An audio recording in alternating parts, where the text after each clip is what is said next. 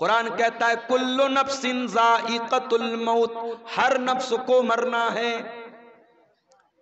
امیر سے امیر کو بھی مرنا ہے، غریب کو بھی مرنا ہے۔ یہی قاری عبد الباسط صاحب ساؤتھ انڈیا میں اپنے ادارے کے چندے کے لیے جاتے ہیں، افطار کا ٹائم ہے، افطار کا سامان لینے کے لیے جاتے ہیں، اور ٹرین کے دروازے پر سیڑھی چڑھتے ہوئے اچانک ان کا پیر پھسلتا ہے، گرتے ہیں، اور وہی حادثہ ان کی موت کا سبب بن جاتا ہے۔ میرے پیارے بھائیو، ہم نہیں جانتے موت کب آئے گی، اس لیے کہ 5 چیزوں کی جانکاری صرف اللہ تعالیٰ کو ہے۔ سورہ لقمان کی آخری آیت ہے، ان اللہ عندہ علم الساعہ، اللہ ہی کو پتا ہے کہ قیامت کب آئے گی۔ قیامت کا ایگزیکٹ علم صرف اللہ تعالیٰ کو معلوم ہے۔ قیامت کی نشانیاں بتائی گئی، مگر قیامت ایگزیکٹ کب آئے گی، تاریخ کیا ہوگی، دن کون سا ہوگا، یہ ہمیں نہیں معلوم۔ ان اللہ عندہ علم الساعہ، قیامت کا ایگزیکٹ علم اللہ تعالیٰ کے پاس ہے۔ وَيُنَزِّلُ الْغَيْثَ، بارش کب ہوگی، کتنی ہوگی، کہاں ہوگی، اللہ کو معلوم ہے۔ ابھی کٹیہار کے 2-3 پروگرام کینسل ہو گئے، موسم خراب ہو گیا، بارش ہو گئی۔ آپ کے اسی علاقے میں سیلاب کی وجہ سے بہت سارے پروگرام کینسل ہو جاتے ہیں۔ موسم کب چینج ہو جائے، کب طوفان آ جائے، کب سیلاب آ جائے، ہم نہیں جانتے۔ وَيَعْلَمُ مَا فِي الْأَرْحَامِ، اور رحم مادر میں کیا ہے، ماں کے پیٹ میں کیا ہے، صرف اللہ کو معلوم ہے۔ آپ کہیں گے نہیں مولوی صاحب، آج کے زمانے میں الٹرا ساؤنڈ کرا لو، معلوم ہو جاتا ہے لڑکا ہے لڑکی، یہ پتہ چل جاتا ہے۔ حالانکہ سرکار کی طرف سے پرتیبندھ ہے، گورنمنٹ کی طرف سے منع ہے، مگر پتہ لگانے والے تب بھی لگا لیتے ہیں۔ اور کہیں یہ پتا چل گیا کہ ماں کے پیٹ میں لڑکی ہے اور آلریڈی 2-3 لڑکیاں ہیں، تو لڑکی کو ماں کے پیٹ میں ختم بھی کرا دیتے ہیں لوگ، جس کو انگلش میں بولتے ابارشن، گربھ پات کرا دیتے ہیں، ماں کے پیٹ میں ہی بچی کو مار دیتے ہیں۔ اور ہم کہتے ہیں صاحب ہم لوگ بڑے پڑھے لکھے لوگ ہیں، بڑے سولڈ لوگ ہیں، بڑے تہذیب یافتہ لوگ ہیں۔ ارے ہم سے اچھے تو 1400 سال پہلے کے عرب کے وہ جاہلی دور میں، دور جاہلیت کے وہ بدو تھے، وہ دیہاتی تھے، وہ جاہل لوگ تھے جو اپنے بچیوں کو مارتے تھے مگر پیدا ہونے کے بعد مارتے تھے۔ بچیوں کو قتل کرنے کی پرمپرا، بیٹیوں کو مارنے کا رواج 1400 سال پہلے بھی تھا۔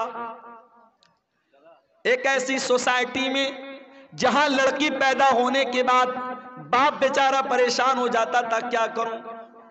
اگر بیٹی کے بارے میں سماج کو پتا چلے گا کہ میرے گھر میں بیٹی پیدا ہوئی ہے، سماج مجھے تانا مارے گا، تو کیوں بیٹی کو پال رہا ہے؟ ایسے بھی قبیلے تھے، بہو لائیں گے، بیوی لائیں گے، مگر بیٹی پیدا ہوگی ان کے قبیلے میں بیٹی کو مار دیتے تھے۔ بیٹی کا باپ بننا یہ عیب تھا۔ اللہ نے قرآن میں ان کا ذکر کیا، فرمایا وَإِذَا بُشِّرَ أَحَدُهُمْ بِالْأُنْثَى ظَلَّ وَجْهُهُ مُسْوَدًّا وَهُوَ كَظِيمٌ۔ بیٹی کے باپ کو پتا چلتا تھا میرے گھر میں بیٹی پیدا ہوئی ہے، باپ کا چہرہ کالا پڑ جاتا تھا۔ يَتَوَارَى مِنَ الْقَوْمِ مِنْ سُوءِ مَا بُشِّرَ بِهِ، وہ اپنی قوم سے اپنا چہرہ چھپایا کرتا تھا۔ وہ بیچارہ سوچ میں پڑ جاتا تھا أَيُمْسِكُهُ عَلَىٰ هُونٍ أَمْ يَدُسُّهُ فِي التُّرَابِ، کہ کیا کروں، اگر بیٹی کو پالتا ہوں تو سماج میں اپمانت ہونا پڑے گا، ذلیل ہونا پڑے گا، اور دوسرا راستہ یہ ہے اپنی بیٹی کو لے جا کے زمین میں گاڑ دوں، دفن کر دوں۔ وہ تو مٹی میں جا کر کے اپنی بیٹی کو دفن کر دیتے تھے، مگر بیٹی کا جنم ہونے کے بعد ایسا کرتے تھے۔ آج کا پڑھا لکھا انسان، آج کا ترقی یافتہ انسان، آج کا سوسائٹی والا انسان کیا کرتا ہے؟ ماں کے پیٹ میں الٹرا ساؤنڈ کے ذریعے پتہ لگا لیتا ہے بیٹی ہے، اور ڈاکٹر سے کہہ کر کے ایبارشن کروا لیتا ہے۔ کبھی موقع ملے نا تو یوٹیوب پر جا کر کے دیکھ لینا کہ ایبارشن کیسے ہوتا ہے۔ ارے عرب کے وہ جاہل لوگ بیٹی کو زمین میں گاڑتے تھے، بیٹی ایک بار تڑپتی تھی، ایک بار روتی تھی، اس کے بعد جب اس کی جان ختم ہو جاتی تھی بیٹی رونا بند کر دیتی تھی۔ مگر یہاں اس بچی کو جو بیچاری ابھی دنیا میں نہیں آئی ہے، ماں کے پیٹ میں 1 مہینے کا گربھ ہے، 2 مہینے کا گربھ ہے، 3 مہینے کی پریگننسی ہے، اس نے لے جا کے ڈاکٹر سے کہا ایبارشن کر دو۔ ڈاکٹر نے ایبارشن کیا، اور ویڈیو کے اندر یہ دکھایا جاتا ہے کہ ماں کے پیٹ میں جب ایبارشن ہوتا ہے اس بچے کو ٹکڑے ٹکڑے کر کے مارا جاتا ہے، اس بچے کو، اس معصوم بچی کو جو ابھی ماں کے پیٹ میں ابھی پوری طریقے سے تیار بھی نہیں ہوئی ہے، ابھی وہ تیار ہونے کے پروسیس میں ہے، اس کو ایبارشن کے ذریعے ٹکڑے ٹکڑے کر کے اس کی باڈی کے، اس کے شریر کے ٹکڑے ٹکڑے کر کے مار دیا جاتا ہے۔ وارے انسان کتنا بڑا ظالم ہے! تو کل بھی بیٹی کا قاتل تھا تو آج بھی بیٹی کا قاتل ہے۔ آج بھی بیٹیوں کو لوگ قتل کر دیتے ہیں، اور کیوں قتل کرتے ہیں؟ ہماری اور آپ کی وجہ سے۔ یہ سماج، یہ سوسائٹی جو اپنے آپ کو بڑی دیندار کہتی ہے، جو سال میں جلسے کراتی ہے، جو پروگرام کراتی ہے، جس کے چہرے پر لمبی داڑھی ہے، جس کے ماتھے پر سجدے کا نشان ہے، اسی سماج میں جہیز چلتا ہے، اسی سماج میں بارات چلتی ہے، اسی سماج میں غریب کی بیٹی کی شادی کرنے کے لیے غریب بیٹی کا باپ لون لیتا ہے، زمین بیچتا ہے، جائیداد بیچتا ہے، پھر اپنی غریب لڑکی کی شادی کرتا ہے۔ اس غریب انسان جس کے پاس 3-4 بیٹیاں ہوں، وہ اپنی بیٹیوں کو اپنے سینے کا بوجھ سمجھتا ہے۔ اس کے ذمہ دار کون ہے؟ اس کا ذمہ دار پورا سماج ہے، پورا معاشرہ ہے۔ بیٹی کو بوجھ بنا کے رکھا ہے۔ بیٹی بوجھ نہیں ہے میرے بھائی، بیٹی رحمت ہوتی ہے۔ اگر بیٹی بوجھ ہوتی، اللہ نے اپنے نبی کو 4 بیٹیاں نہ دی ہوتی۔ اللہ نے اپنے آخری نبی کو، اپنے سب سے محبوب نبی کو اللہ نے 4 بیٹیوں کا باپ بنایا۔ اور معاف کرنا، میرے نبی صرف بیٹیوں کے باپ نہیں تھے، بیٹیوں کی جان تھے۔ میرے نبی اپنی بیٹیوں کی آنکھ میں کبھی آنسو نہیں دیکھتے تھے، میرے نبی اپنی بیٹیوں سے بہت محبت کرتے تھے۔ اللہ کہہ رہا ہے وَيَعْلَمُ مَا فِي الْأَرْحَامِ، ماں کے پیٹ میں کیا ہے یہ میں ہی جانتا ہوں، کوئی نہیں جانتا۔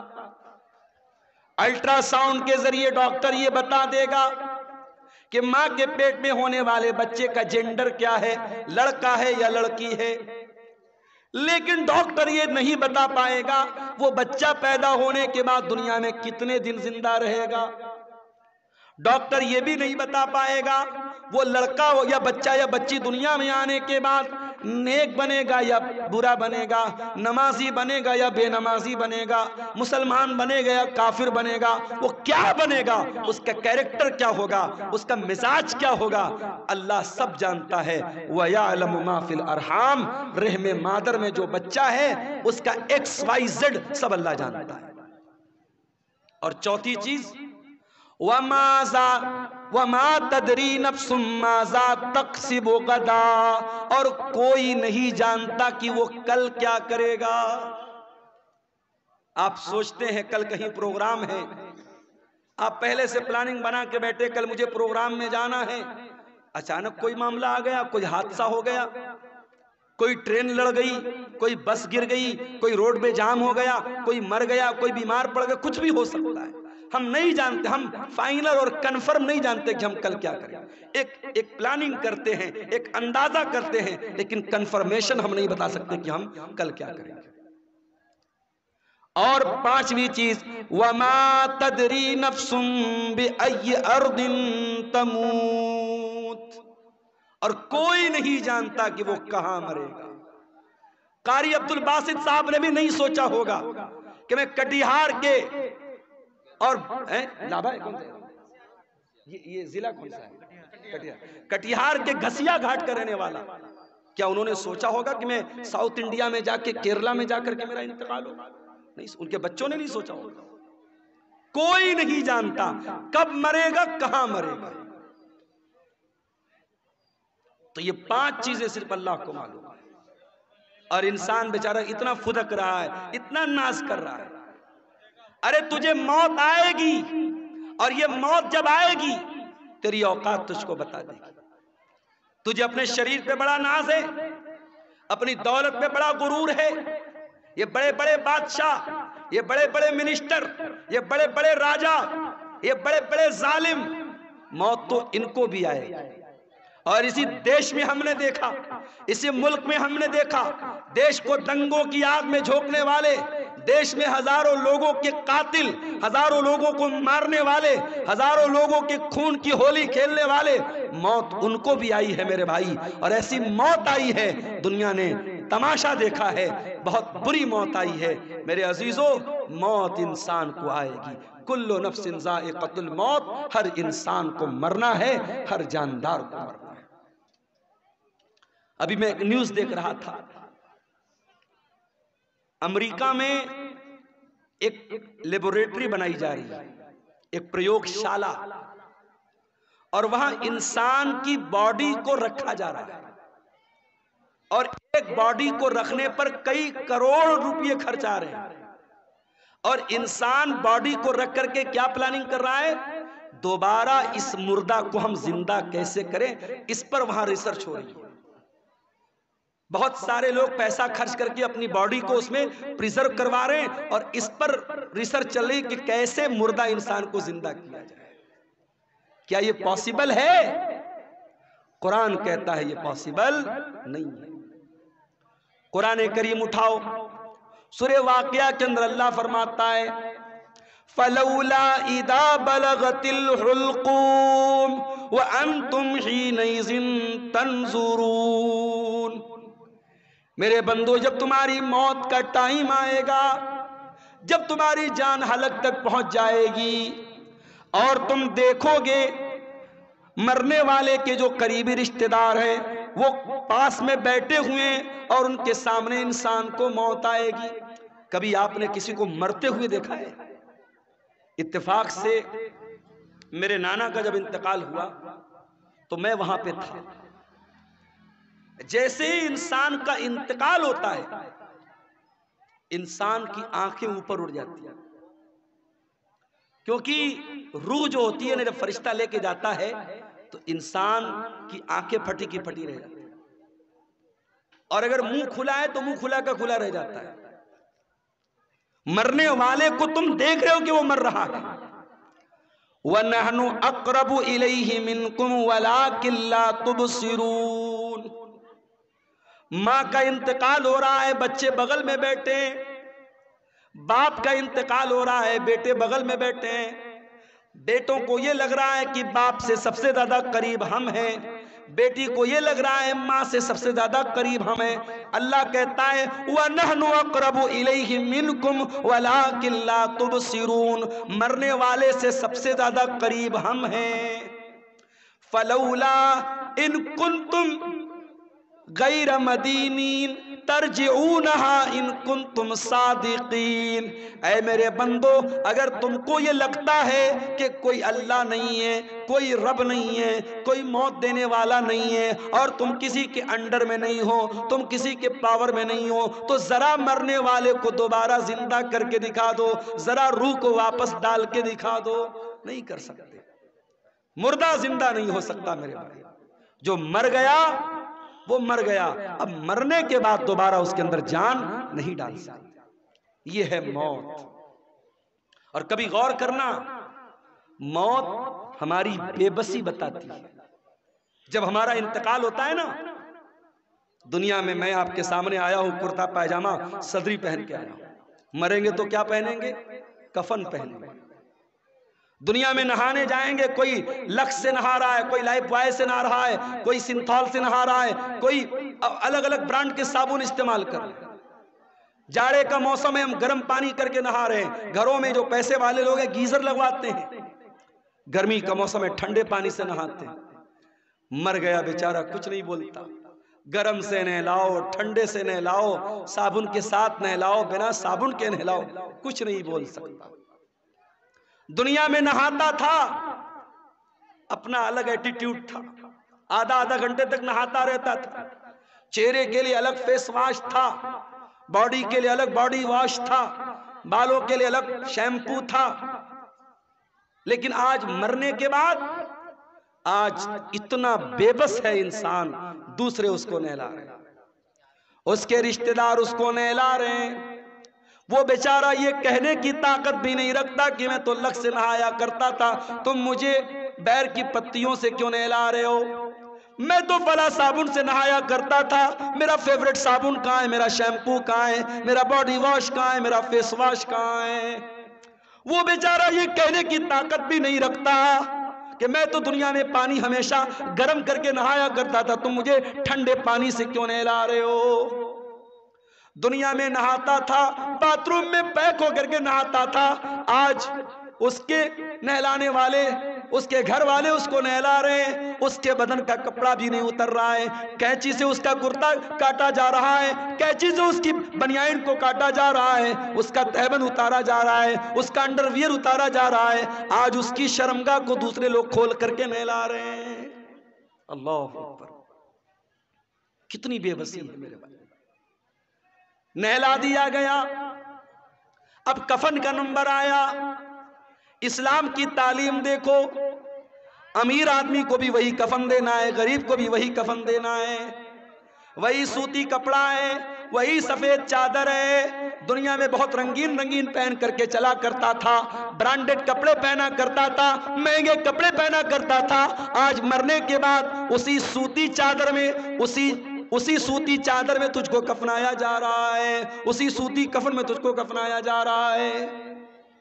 کفنا دیا گیا، اب اس کے بعد قبرستان لے کے جانا ہے۔ اگر قبرستان قریب میں ہے، جنازے کی چارپائی پہ لاش کو رکھا گیا، چارپائی کو 4 لوگوں نے کندھے پر اٹھایا، لے کے قبرستان پہنچے۔ اتنا بے بس ہے انسان، مرنے کے بعد ہل نہیں سکتا، اس کی باڈی کو 4 لوگ مل کر کے جنازے پر اٹھا کر کے لے کے قبرستان جا رہے ہیں۔ قبرستان لے کے جایا گیا، وہاں پہلے سے قبر کو کھود کر کے ریڈی کیا گیا ہے، جنازے کو قبر میں اتارا گیا، مٹی ڈالی گئی، قبر تیار ہو گئی، گھر والوں نے کھڑے ہو کر کے مغفرت کی دعا کر دی، آسانی کی دعا کر دی، پھر اس کے بعد مٹی ہاتھ سے اپنے مٹی جھاڑ کر کے گھر والے واپس چلے گئے۔ اے انسان، تو کتنا غافل ہے، تو کیا کیا حرکتیں کرتا ہے۔ اس قبر میں نہ تیرا باپ تیرے ساتھ آیا، نہ تیرے بچے تیرے ساتھ آئے، نہ تیری بیوی تیرے ساتھ آئی، نہ تیرا مال تیرے ساتھ آیا، نہ زمین تیرے ساتھ آئی، نہ جائیداد تیرے ساتھ آئی۔ کل نفس ذائقۃ الموت، ہر نفس کو موت کا مزہ چکھنا ہے۔ اللہ اپنے نبی سے قرآن میں کہتا ہے وَمَا جَعَلْنَا لِبَشَرٍ مِّن قَبْلِكَ الْخُلْدَ أَفَإِن مِّتَّ فَهُمُ الْخَالِدُونَ۔ اے نبی، آپ سے پہلے جتنے انسان آئے ان کو بھی موت آئی اور آپ کو بھی موت آنے والی ہے، آپ کو بھی مرنا ہے۔ اِنَّكَ مَيِّتٌ وَإِنَّهُمْ مَيِّتُونَ، اے نبی آپ بھی مرنے والے ہیں اور یہ سب مرنے والے، سب کو موت آنے والی ہے۔ ہمارے نبی کو موت آئی کہ نہیں آئی؟ آئیے ذرا سا نبی کی وفات کا نقشہ آپ کے سامنے کھینچتے ہیں۔ نبی کا انتقال کب ہوا؟ ربیع الاول کے مہینے۔ عمر کتنی تھی؟ 63 برس۔ مہینہ کون سا؟ ربیع الاول۔ تاریخ کون سی؟ 12 تاریخ۔ دن کون سا؟ سوموار کا دن۔ تھوڑا اور پیچھے چلو، ربیع الاول کے پہلے جب رمضان کا مہینہ آیا، پیارے نبی کی عادت تھی رمضان میں ہر سال حضرت جبریل علیہ السلام آپ کے پاس آتے تھے اور آپ کو قرآن کا دور کراتے تھے، قرآن پڑھاتے تھے اور آپ ان کو قرآن سناتے تھے۔ آخری بار جب آپ کی زندگی کا آخری رمضان تھا، اللہ کے پیارے نبی نے جبریل کو 2 مرتبہ قرآن سنایا۔ اللہ کے نبی نے حضرت جبریل کو 2 مرتبہ قرآن سنایا۔ یہ اس بات کی علامت تھی کہ اب آخری رمضان ہے، اب اس کے بعد کوئی رمضان آنے والا نہیں ہے۔ کچھ دنوں کے بعد جب حج کا موسم آیا، اللہ کے پیارے نبی نے اپنے صحابہ سے کہا میں حج کے سفر پہ جا رہا ہوں، جس کو میرے ساتھ حج کرنا ہے وہ چل سکتا ہے۔ صحابہ اکرام اپنے نبی کے ساتھ حج کے سفر پہ نکلے۔ 1 لاکھ سے زیادہ صحابہ حج کے اس سفر میں اپنے نبی کے ساتھ ہیں، اور اس حج کے دوران اللہ کے پیارے نبی بار بار اپنے صحابہ سے کہہ رہے ہیں خُذُوا عَنِّی مَنَاسِکَکُمْ خُذُوا عَنِّی مَنَاسِکَکُمْ، او لوگوں مجھ سے حج کا طریقہ سیکھ لو، مجھ سے حج کے ارکان سیکھ لو۔ ہو سکتا ہے کہ آئندہ سال تم اپنے نبی کو نہ پاؤ، ہو سکتا ہے آئندہ سال میرا انتقال ہو جائے، ہو سکتا ہے آئندہ سال میں زندہ نہ رہوں۔ آپ نے حج کیا ہے اور حج کے 2.5 مہینے کے بعد آپ کا انتقال ہوا ہے۔ ذی الحجہ، محرم، سفر، ربیع الاول، ذی الحجہ میں آپ نے حج کیا ہے، ربیع الاول میں آپ کا انتقال ہوا ہے۔ انتقال سے پہلے آپ نے حضرت معاذ بن جبل رضی اللہ تعالیٰ عنہ کو یمن بھیجا تھا، اسلام کا داعی بنا کر، اسلام کا مبلغ بنا کر آپ نے یمن بھیجا تھا۔ آج ہمارا نوجوان دیوالی کا تہوار آتا ہے، بڑے شوق سے مٹھائی کھاتا ہے۔ میں اس مسئلے کو نہیں چھیڑ رہا ہوں کہ دیوالی کی مٹھائی کھانا جائز ہے یا ناجائز ہے، اس مسئلے کو چھوڑ دو۔ لیکن آج حالات کیا ہیں؟ آج بہار کے بہت سارے مسلمان دیوالی کا تہوار منا رہے ہیں، ان کے گھروں پر بھی دیے جل رہے ہیں، مسلمانوں کے گھروں سے بھی پٹاخوں کی آواز آ رہی ہے۔ وَذَا میں تم ہو نصارہ تو تمتن میں ہنود، یہ مسلمان ہیں جنہیں دیکھ کے شرمائیں یہود۔ تیرا غیر مسلم بھائی شرک کر رہا ہے، اللہ کو چھوڑ کر اپنے دیوی دیوتا کی عبادت کر رہا ہے۔ تیرا فرض کیا تھا؟ تیرا کرتویہ کیا تھا؟ تیری ڈیوٹی کیا تھی؟ کہ تو توحید سمجھاتا، تو شرک سے منع کرتا، تو بتاتا یہ مہا پاپ ہے، یہ گناہ ہے، اللہ ہی ہمارا پالنہار ہے، اللہ ہی ہمارا معبود ہے۔ اپنے غیر مسلم بھائی کو تو اسلام کی دعوت دیتا، اسلام کی تبلیغ کرتا، مگر تو شوق سے بیٹھ کے مٹھائی کھا رہا ہے، تو اس کے تہوار میں، اس کے شرکیہ کام میں سیلیبریٹ کر رہا ہے۔ شرک کو کبھی سیلیبریٹ نہیں کیا جائے گا میرے بھائی، شرک کو ہمیشہ نگلیکٹ کیا جائے گا، شرک کو ہمیشہ ریجیکٹ کیا جائے گا، شرک کی ہمیشہ تردید کی جائے گی، شرک کو کبھی سیلیبریٹ نہیں کیا جائے گا۔ یہ مسئلہ یاد رکھنا۔ اللہ کے نبی نے معاذ بن جبل کو یمن اسلام کا داعی بنا کے بھیجا۔ حضرت معاذ بن جبل اونٹنی کے اوپر سوار ہیں، اور اونٹنی کی نکیل اللہ کے رسول کے ہاتھوں میں ہے۔ اللہ کے نبی حضرت معاذ بن جبل کو نصیحت کر رہے ہیں، سمجھا رہے ہیں، بجھا رہے ہیں، ان کو باتیں بتا رہے ہیں۔ باتیں بتاتے ہوئے آپ نے کہا اے معاذ، ہو سکتا ہے کہ آئندہ سال جب تم مدینہ میں آؤ تو تمہارا گزر تمہارے نبی کی قبر کے پاس۔ اے معاذ، ہو سکتا ہے کہ آئندہ سال جب تم آؤ تو اپنے رسول کو نہ پاؤ، اور رسول کی جگہ تمہیں رسول کی قبر نظر آئے، اور رسول کی قبر کے پاس سے تمہارا گزر۔ حدیث کے الفاظ ہیں، اتنا سننا تھا کہ معاذ بن جبل رونے لگے، آنکھوں سے آنسو جاری ہو گئے۔ اے اللہ کے نبی، کیا وہ دن بھی دیکھنا پڑے گا؟ آپ کی جدائی کو سہنا پڑے گا، آپ بھی ہم کو داغ مفارقت دے کے چلے جائیں گے، آپ بھی ہمیں چھوڑ کے چلے جائیں گے۔ یہ منظر یاد کر کے حضرت معاذ ابن جبل رونے لگے۔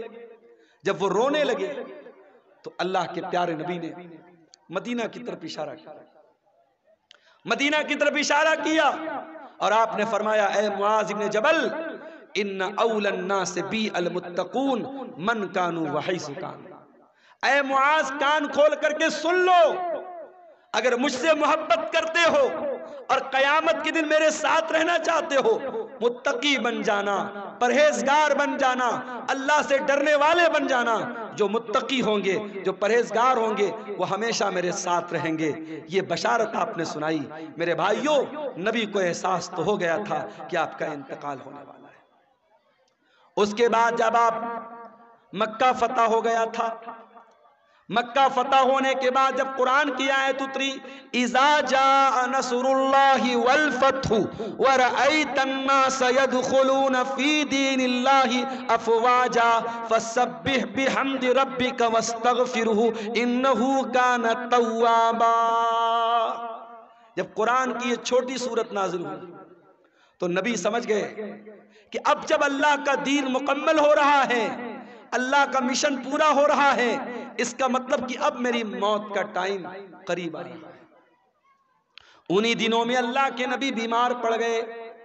ایک انصاری صحابی کے جنازے میں آپ گئے.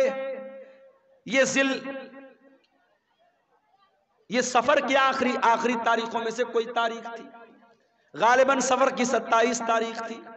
آپ جنازے میں سے واپس آنے لگے، آپ کے سر میں بہت تیز درد ہونے لگا. آپ گھر آئے، آپ نے حضرت عائشہ سے کہا عائشہ میرے سر میں بہت تیز درد ہو رہا ہے. حضرت عائشہ نے آپ کے سر پر پٹی رکھ دی.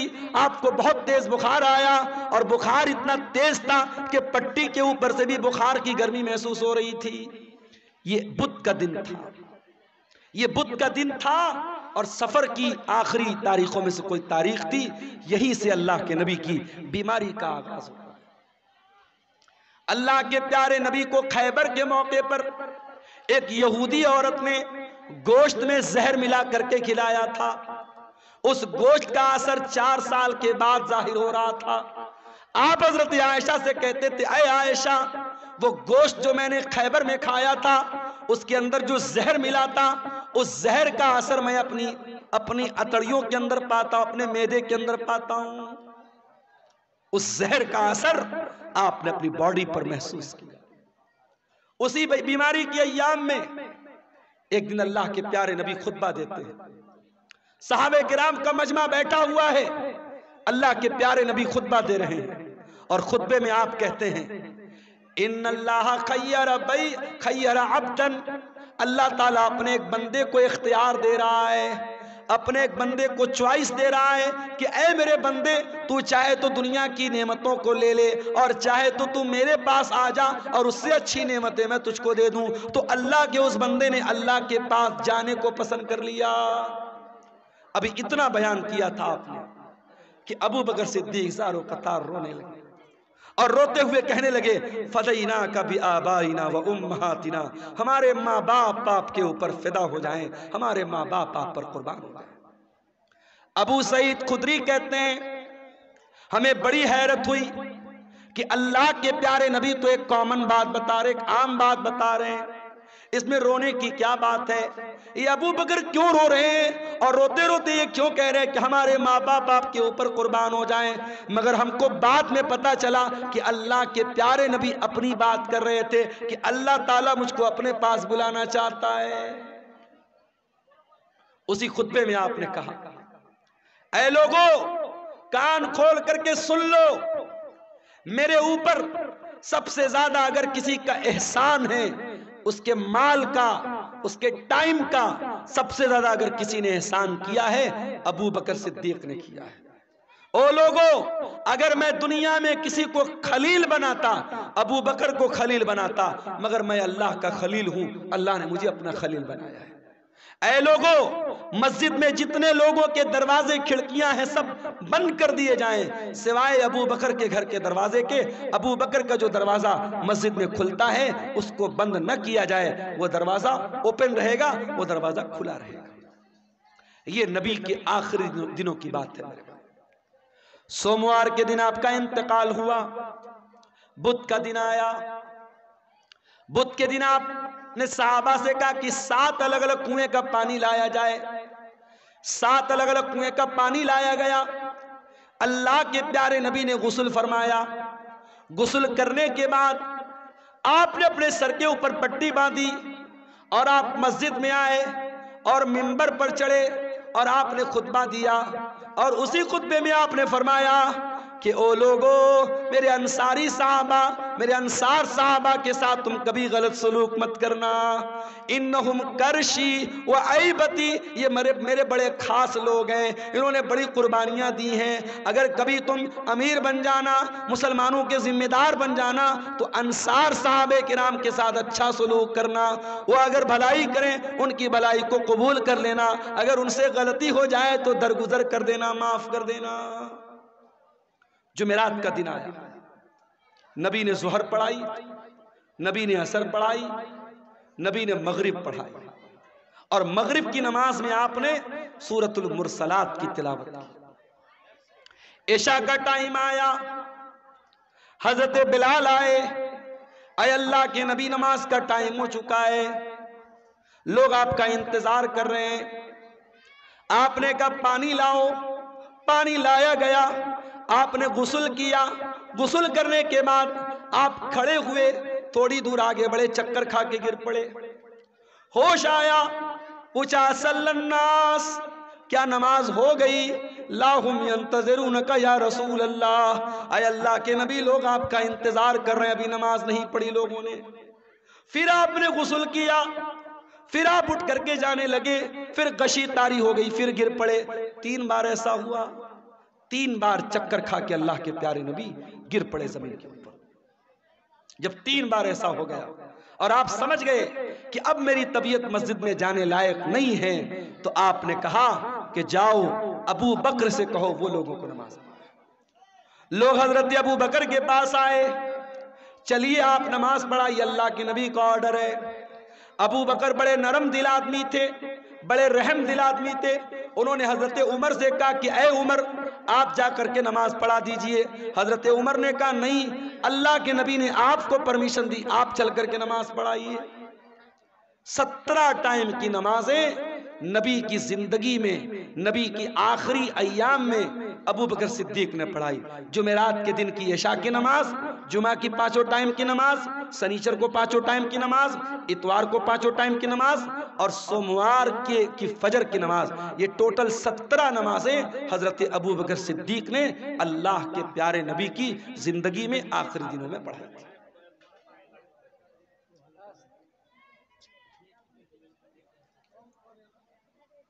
سنیچر کا دن آیا، نبی کی وفات کے 2 دن پہلے، سنیچر کا دن، نبی بہت بے چین ہے، اتنے بے چین ہے کبھی چادر اوڑھ لیتے، کبھی چادر پھینک دیتے، بے چینی آپ کے اوپر طاری ہے۔ اس بے چینی کے عالم میں نبی نے فرمایا لعنت اللہ علی الیہود والنصارى، اللہ کی لعنت ہو یہودیوں کے اوپر اور عیسائیوں کے اوپر، اللہ کی لعنت ہو یہود و نصارہ کے اوپر۔ اتخذوا قبور انبیائہم مساجد، انہوں نے اپنے نبیوں کی قبروں کو مسجد بنا لیا، اپنے نبیوں کی قبروں پر جا کر کے سجدہ کرنے لگے۔ او لوگو تم میری قبر پر ایسا کچھ مت کرنا۔ نبی اپنے آخری ٹائم میں قبر پرستی سے منع کر رہے ہیں۔ جس نبی نے اپنی وفات سے 2 دن پہلے اپنی امت کو شرک سے روکا ہے اور قبر پرستی سے روکا ہے، آج سیمانچل کو چھوڑ دیجئے، سیمانچل الحمدللہ اس برائی سے بہت حد تک پاک ہے۔ آپ بہار کے اور علاقوں میں چلے جائیے، آپ جھارکھنڈ کے علاقوں میں چلے جائیے، آپ بارسوئی چلے جائیے، آپ کلکتہ چلے جائیے، آپ بہار کے سہرسام میں چلے جائیے، ایسے ایسے علاقے ہیں میرے بھائی جہاں ہر محلے میں کوئی مزار ہے، کوئی قبر ہے، جہاں سجدے ہو رہے ہیں، جہاں مرادیں مانگی جا رہی ہیں، جہاں بگڑی بننے کا دعویٰ کیا جا رہا ہے۔ نبی نے اپنی امت کو بت پرستی سے منع کیا تھا، آج نبی کے ماننے والے، نبی کے امتی جگہ جگہ قبروں کی پوجا کر رہے ہیں اور قبر کی عبادت کر رہے ہیں۔ اسی سنیچر کے دن اللہ کے پیارے نبی نے اپنے صحابہ سے کہا کہ کوئی قلم لے آؤ، کاغذ لے آؤ، میں کوئی تحریر لکھ کے دے دیتا ہوں تاکہ تم میرے بعد گمراہ مت ہو جانا۔ اب جب نبی نے یہ بات کہی کہ قلم لے آؤ، کاغذ لے آؤ، میں کچھ لکھ دیتا ہوں، تو اب صحابہ کرام میں آپس میں اختلاف ہو گیا۔ کچھ صحابہ نے کہا کہ نبی کی حالت بہت کمزور ہے، آپ کی سچویشن بہت کمزور ہے، بیمار ہیں آپ کو ابھی یہ تکلیف دینے کی ضرورت نہیں ہے، ہمارے پاس قرآن ہے، اللہ کے نبی کی حدیث ہے، وہ کافی ہے، ہمیں کسی اور تحریر کی ضرورت نہیں ہے۔ کچھ لوگوں نے کہا جب اللہ کے نبی خود کہہ رہے ہیں کہ قلم لے آؤ، کاغذ لے آؤ، میں لکھ دیتا ہوں تو لے آؤ۔ اس بات پر آپس میں جھگڑا ہونے لگا، بحث ہونے لگی، اور جب بحث ہونے لگی اللہ کے نبی نے کہا چلے جاؤ یہاں سے، نبی نے سب کو وہاں سے ہٹا دیا۔ اس کا مطلب یہ ہوا کہ اگر وہ بات اتنی امپورٹنٹ ہوتی، اتنی اہم ہوتی کہ اس کے بغیر مسلمانوں کا کام نہ چلتا تو نبی صحابہ سے یہ نہ کہتے کہ چلے جاؤ، نبی کہتے لے آؤ، میں ہر حال میں لکھ کے دے دیتا ہوں۔ نبی نے نہیں لکھوایا، اس کا مطلب کہ وہ بات پہلے سے آپ بتا چکے تھے، وہ بات کوئی اتنی امپورٹنٹ بات نہیں تھی۔ اتوار کا دن آیا، نبی کی وفات سے ایک دن پہلے قریب نبی نے اپنے سارے غلاموں کو آزاد کر دیا۔ نبی کے گھر میں جتنے ہتھیار تھے، تلوار تھی، ڈھال تھی، زرہ تھی، سب آپ نے مسلمانوں کے لیے وقف کر دیا۔ اتنا ہی نہیں، آپ کے گھر میں 7 دینار تھے، آپ نے ان کو بھی صدقہ خیرات کر دیا۔ اتوار کا دن گزارنے کے بعد جب رات آئی ہے اور چراغ جلانے کے لیے تیل کی ضرورت پڑی ہے تو اماں عائشہ کہتی ہیں میرے پاس تیل نہیں تھا، مجھے پڑوسی سے مانگنا پڑا، تب جا کر محمد رسول اللہ کے گھر میں چراغ جلا ہے، روشنی ہوئی ہے۔ اللہ اکبر۔ میری پیاری ماں اور بہنوں، آج آپ کا چپل آپ کی پسند کا نہ آئے، آپ کا کپڑا آپ کی پسند کا نہ آئے، آپ کی پسند کی جویلری آپ کا شوہر نہ لائے تو میاں بیوی میں جھگڑا ہو جاتا ہے۔ بیوی کہہ دیتی ہے ارے جائیے، آپ کے ساتھ تو شادی کر کے میں پھنس گئی، شادی کر کے پھنس گئی آپ کے ساتھ، آپ تو کبھی میری پسند کا سامان نہیں لاتے ہیں۔ آج شوہر اپنا دل اور کلیجہ نکال کے رکھ دے تب بھی بیوی خوش نہیں ہونے والی۔ وہ ایک لطیفہ ہے نا کہ ایک مولوی صاحب تھے، بہت اچھی تقریر کرتے تھے، بہت پبلک ان کی بڑی عزت کرتی تھی، بڑا لوگ احترام کرتے تھے، اور گھر میں جو ان کی گھر والی تھی وہ ان کی عزت ہی نہیں کرتی تھی، ان کو مانتی نہیں تھی۔ تو ایک دن ان کی گھر والی نے کہا ارے سنتے ہو، رات میں نے خواب دیکھا ایک بزرگ ہوا میں اڑ رہے ہیں، ایک بزرگ کو دیکھا میں نے کہ ہوا میں اڑ رہے ہیں، میں تو دیکھ کے بڑی اچنبھت ہو گئی، حیران ہو گئی۔ تو مولوی صاحب نے کہا کہ ارے پاگل، وہ بزرگ میں تھا جس کو تم نے ہوا میں اڑتے ہوئے دیکھا تھا۔ کہا اچھا آپ تھے، اسی لیے تھوڑا ٹیڑھا ٹیڑھا اڑ رہے تھے، سیدھا نہیں اڑ رہے تھے۔ تو بیوی کبھی شوہر کی تعریف کرنے کو تیار نہیں ہوتی ہے، یہ مزاج ہوتا ہے میرے بھائیوں بیویوں کا۔ لیکن آپ دیکھیے نبی کی بیویوں نے کیسی زندگی گزاری۔ نبی نے اپنی بیویوں کو کوئی لگژری لائف نہیں دی، کوئی شاندار گھر نہیں ہے، کوئی شاندار کپڑا نہیں ہے، کوئی شاندار فرنیچر نہیں ہے۔ نبی کی حیات کا آخری دن ہے اور نبی کے گھر میں جو چراغ جل رہا ہے، چراغ کی بتی کا تیل بھی ادھار مانگ کے لایا گیا ہے۔ سوموار کا دن آتا ہے، نبی اکرم کی زندگی کا آخری دن ہے۔ اللہ کے پیارے نبی فجر کی نماز کا ٹائم ہوتا ہے، بستر سے اٹھتے ہیں، اپنے کمرے کے دروازے پر آتے ہیں، پردہ ہٹاتے ہیں، سامنے صحابہ کرام نماز پڑھ رہے ہیں، ابو بکر صدیق نماز پڑھا رہے ہیں اور صحابہ کرام نماز پڑھ رہے ہیں۔ یہ منظر دیکھ کر کے اللہ کے نبی بہت خوش ہوتے ہیں اور آپ کے چہرے پر مسکراہٹ آ جاتی ہے۔ آپ جب مسکرانے لگتے ہیں تو صحابہ کرام نماز کی حالت میں اپنے نبی کی مسکراہٹ کو محسوس کر لیتے ہیں۔ صحابہ کرام سمجھ جاتے ہیں کہ اللہ کے نبی اپنے کمرے کے دروازے پر آئے ہیں۔ صحابہ کرام تالی بجانے لگتے ہیں، لقمہ دینے لگتے ہیں حضرت ابو بکر صدیق کو کہ جلدی سے پیچھے چلے آؤ، اللہ کے نبی آ چکے ہیں۔ لیکن جب اللہ کے نبی نے محسوس کیا کہ صحابہ کرام چاہتے کہ میں امامت کراؤں تو آپ نے اشارہ کیا کہ نماز پوری کرو، اور اس کے بعد آپ نے پردہ گرا دیا۔ یہ آخری نظر تھی، صحابہ کہتے ہیں آخری دیدار تھا جو ہم نے اپنے نبی کا کیا تھا۔ فجر کا ٹائم ختم ہوا، چاشت کا ٹائم شروع ہوا، سورج آسمان کی طرف بلند ہونے لگا۔ جیسے جیسے سورج بلند ہو رہا ہے چاشت کا ٹائم ہو رہا ہے، محمد رسول اللہ کی تکلیف بڑھ رہی ہے میرے بھائی۔ آپ نے اپنی بیٹی حضرت فاطمہ کو بلوایا، حضرت فاطمہ نے آ کر کے اپنے باپ کو تکلیف میں دیکھا، فرمایا واہ کربا ابتا، ہائے میرے ابا جان کی تکلیف۔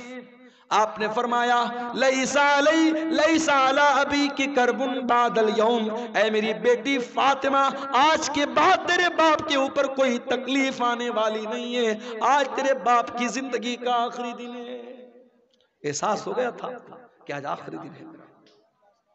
پھر آپ نے حضرت فاطمہ کے کان میں کہا اے فاطمہ میں بہت جلد دنیا سے جانے والا ہوں، میں چھوڑ کر کے تم کو دنیا سے جانے والا ہوں، تیرا باپ تجھ سے جدا ہونے والا ہے۔ یہ سن کر کے حضرت فاطمہ کی آنکھوں سے آنسو آ گئے۔ پھر آپ نے ان کے کان میں فرمایا اے فاطمہ میرے اہل بیت میں میرے اخلیہ، اس وقت تک میں موت کی سختی کو برا سمجھتی تھی، مگر جب اپنے نبی کے اوپر میں نے موت کی سختی کو دیکھا تو میں سمجھ گئی کہ موت کی سختی برحق ہے اور موت کی سختی کسی کے اوپر بھی آ سکتی ہے۔ پھر آپ نے آسمان کی طرف ہاتھ اٹھایا، آپ نے فرمایا مع الرفیق الاعلی، اے اللہ مجھے سب سے بہترین لوگوں کی صحبت عطا فرما، مع الذین انعمت علیہم من النبیین والصدیقین والشہداء والصالحین، اے اللہ اپنے نبیوں کے ساتھ مجھے اٹھانا، اپنے صدیقین کے ساتھ مجھے اٹھانا، اپنے نیک بندوں کے ساتھ اٹھانا۔ اتنا کہنے کے کیا کیڑے مکوڑے بھی جو ہے نا اپنے نبیوں کے ساتھ ہے اللہ تعالیٰ مجھ کو اٹھانا، اور یہی پڑھتے ہوئے اللہ کے نبی نے اپنے ہاتھ اٹھائے اور آپ کے ہاتھ زمین پر گر گئے اور آپ کی روح آپ کے بدن سے نکل گئی اور اللہ کے آخری نبی بھی اللہ کو پیارے ہو گئے۔ انا للہ و انا الیہ راجعون۔ یہ منظر تھا اللہ کے نبی کی وفات کا، اور جب آپ کی وفات ہو گئی صحابہ کرام پر جو بیتی تھی میرے بھائیوں وہ بیان کے باہر تھی۔ حضرت فاطمہ نے کہا یا ابتا من جنت الفردوس مأوا یا ابتا الی جبریل ننا، اے میرے ابا جان ہم آپ کی موت کی خبر جبریل امین کو دے رہے ہیں، اے ابا جان آپ کا ٹھکانہ جنت الفردوس ہے، یا بتا اجاب ربن دعا، اے ابا جان آپ نے اپنے رب کی دعوت کو قبول کر لیا، اپنے رب کے پاس چلے گئے۔ یہ نبی کی وفات کا منظر تھا میرے بھائی۔ نبی کے انتقال کے بعد آپ کی جنازے کی نماز بھی ہوئی، مگر کسی ایک امام کی اقتداء میں نہیں ہوئی، لوگ آتے گئے پڑھتے چلے گئے، پہلے مردوں نے پڑھی پھر عورتوں نے پڑھی پھر بچوں نے پڑھی، ایک ایک کر کے دو دو کر کے تین کر کے لوگ آتے تھے پڑھتے تھے چلے جاتے تھے، کسی امام کے پیچھے آپ کی جنازے کی نماز نہیں ہوئی۔ اور جب نبی کو دفنایا گیا تو حضرت فاطمہ نے کہا تھا حضرت انس سے اطابت انفسکم ان تحسو علی رسول اللہ صلی اللہ علیہ وسلم التراب، اے انس تمہارے دل نے گوارا کیسے کیا کہ تم نے نبی کے اوپر مٹی ڈالی تھی؟ نبی کے اوپر مٹی ڈالنا اور نبی کو مٹی میں اتارنا، قبر میں اتارنا کیسے تم نے گوارا کر لیا؟ مگر میرے بھائیوں یہ اللہ کا قانون تھا، یہ اللہ کا دستور تھا، یہ اللہ کا حکم تھا، اور صحابہ کرام نے اس پر عمل کیا اور پیارے نبی کو بھی قبر میں اتارا گیا اور آپ کو بھی قبر میں دفنایا گیا۔ تو موت تو سب کو آنی ہے میرے بھائی، کل نفس ذائقۃ الموت، سورہ آل عمران کی آیت نمبر 185 میں پہلی بات اللہ نے یہی بیان کی۔ اس کے بعد فرمایا وَإِنَّمَا تُوَفَّوْنَ أُجُورَكُمْ يَوْمَ الْقِيَامَةِ، اور اے میرے بندو مرنے کے بعد جب تم اللہ کے پاس جاؤ گے تو قیامت کے دن تمہارے عمل کا پورا پورا بدلہ تمہیں دیا جائے گا۔ دنیا میں جو اچھا عمل کیا، جو برا عمل کیا، جو نیکی کیا، جو گناہ کیا، سب کا بدلہ اللہ تعالیٰ قیامت کے دن تم کو دے گا۔ دنیا میں نیکی کا پھل مل بھی سکتا ہے نہیں بھی مل سکتا ہے، گناہ کی سزا مل بھی سکتی ہے نہیں بھی مل سکتی ہے، مگر نیکی اور گناہ کی اصل جو اس کی جزا ہے، جو سزا ہے، وہ آخرت میں ملے گی۔ دنیا دار العمل ہے، آخرت دار الجزا ہے۔ یہاں عمل کرو گے یہاں بدلہ مل بھی سکتا ہے نہیں بھی مل سکتا ہے، لیکن وہاں بدلہ ملے گا۔ وَإِنَّمَا تُوَفَّوْنَ أُجُورَكُمْ يَوْمَ الْقِيَامَةِ، تمہارے عمل کا پورا پورا بدلہ تم کو قیامت کے دن دیا جائے گا۔ یہ دوسری بات اللہ نے بیان کی۔ اور تیسری بات فمن زوزی عن النار وادخل الجنہ، جس کو قیامت کے دن اللہ تعالی جہنم کی آگ سے بچا لے گا اور جنت میں داخل کر لے گا، وہی کامیاب ہونے والا ہے۔ دنیا میں کتنی دولت تھی، کتنا پیسہ تھا، کتنا نام کمایا تھا، کتنا اسمارٹ تھا، کتنا ہینڈسم تھا، اس کی بیوی کیسی ہوتی، اس کے بچے کیسے تھے، یہ ہماری نظر میں کامیابی ہو سکتی ہے، مگر اللہ کی نظر میں کامیابی کیا ہے؟ فرمایا فَمَنْ زُحْزِحَ عَنِ النَّارِ، قیامت کے دن جس کے بارے میں اللہ کی عدالت میں یہ فیصلہ ہو جائے کہ اس کو جہنم میں نہیں ڈالنا ہے، اس کو جنت میں ڈالنا ہے، وہی کامیاب ہونے والا ہے۔ میرے بھائی، دنیا میں کوئی آئی اے ایس کا ایگزام پاس کر لے، کوئی آئی پی ایس کا ایگزام پاس کر لے، کوئی پولیس کی بھرتی کا ایگزام پاس کر لے، کوئی ٹیچنگ کے ایگزام میں پاس ہو جائے، اخبار میں نام آتا ہے، گھر والے مٹھائی بانٹتے ہیں، میرے بیٹے نے نیٹ پاس کر لیا، میرا بیٹا آئی اے ایس کے ایگزام میں پاس ہو گیا، میری بیٹی نے میڈیکل کا ایگزام پاس کر لیا۔ ذرا سوچو کتنی خوشی کا لمحہ ہوگا جب قیامت کے دن اللہ کی عدالت میں یہ فیصلہ ہوگا، میرا یہ بندہ پاس ہو گیا، یہ میرا بندہ پاس ہو گیا، اس کو جنت میں لے کے جاؤ۔ اور اس انسان کے لیے کتنا افسوس کا مقام ہوگا جس کے بارے میں یہ فیصلہ ہوگا کہ اس کے بارے میں اللہ کہے گا اس کو جہنم میں لے کے جاؤ۔ میرے عزیزو، کامیابی یہ ہے، اس کامیابی کو حاصل کرنا ہے، اس کے لیے ہمیں محنت کرنا ہے۔ جہنم سے ہم کیسے بچ جائیں اور اپنے پریوار کو ہم کیسے بچا لیں، اس پر ہم محنت کریں، اس پر ہم کام کریں، یہ کرنے کا کام ہے۔ اسی لیے اللہ قرآن میں کہتا ہے قُوْ أَنفُسَكُمْ وَأَهْلِيكُمْ نَارًا، اے ایمان والو اپنے آپ کو اور اپنے گھر والوں کو جہنم کی آگ سے بچاؤ۔ دنیا کی آگ سے بچا لیا تو کون سا کمال کیا؟ دنیا کی آگ میں انسان ایک بار جلے گا، جل کے ختم ہو جائے گا، مگر قیامت کے دن کی جو جہنم کی گرمی ہوگی میرے بھائیوں، وہ بار بار جہنم کی آگ میں انسان کو جلایا جائے گا، تڑپایا جائے گا۔ جہنم کا عذاب سہن نہیں کر سکتے ہم، برداشت نہیں کر سکتے ہم۔ جب برداشت نہیں کر سکتے تو قرآن کہتا ہے جہنم کی آگ سے اپنے آپ کو بچانے کی تیاری۔ اور چوتھی بات جو اس آیت میں اللہ نے بیان کی، فرمایا وَمَا الْحَيَاةُ الدُّنْيَا إِلَّا مَتَاعُ الْغُرُورِ، دنیا کی زندگی تو دھوکے کا سامان ہے۔ جس دنیا کے چکر میں پڑھ کر تم اللہ کو بھول کے بیٹھے ہو، جنت کو بھول کے بیٹھے ہو، رسول کو بھول کے بیٹھے ہو، آخرت کو بھول کے بیٹھے ہو، یہ دنیا تو دھوکے کا سامان ہے۔ دنیا تو دھوکے کا سامان ہے میرے بھائی۔ دنیا نے آج تک کسی کے ساتھ وفا نہیں کی۔ بڑے بڑے راجہ آئے، مہاراجہ آئے،